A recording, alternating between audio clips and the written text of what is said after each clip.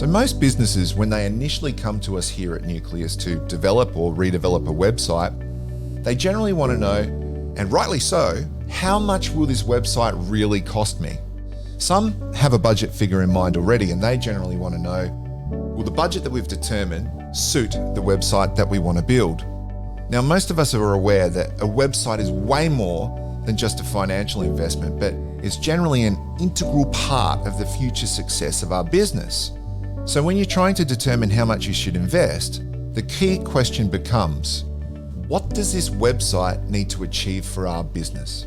For instance, if your website is the only place that you sell or interact with people, it is therefore critical business infrastructure, and you should invest accordingly and significantly if you want it to work.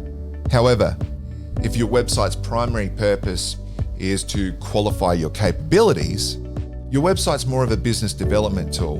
Now, it's still key to the future growth of your business, but it's likely to be a more moderate investment.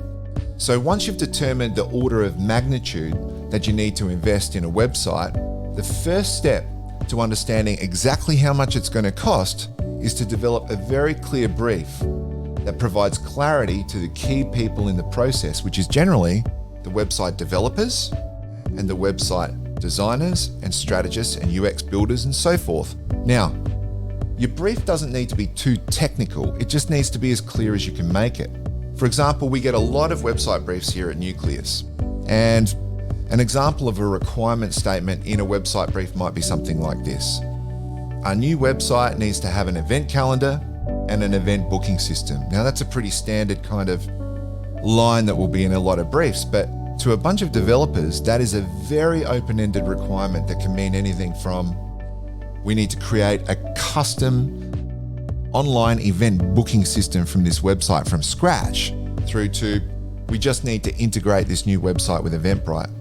Now, that's two very, very, very different ends of the budget spectrum. And if you use open-ended statements that are not so specific in your briefs, the result will be a website estimate that has a very, very broad budget range.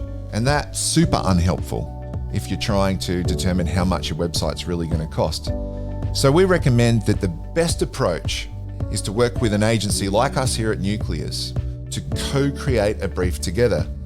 And doing that will help you create a very, very clear brief that speaks to all the key people and tells them what they need to know. And the resultant website estimate will be a lot more accurate. Now, most good web developers will not charge for that process. We certainly don't charge to co-create a brief here at Nucleus.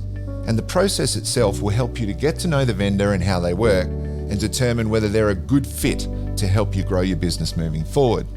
Now, that's step one, to create a very clear brief. Step two, in understanding how much your website's actually going to cost you, is to take that brief and then create a website scope. And that website scoping process will give you complete budget control.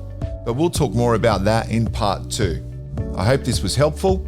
If you want to talk about anything that we've said here, if you want help with co-creating a website brief or just want some information about that, feel free to reach out. Otherwise, we'll see you in part 2. Thanks.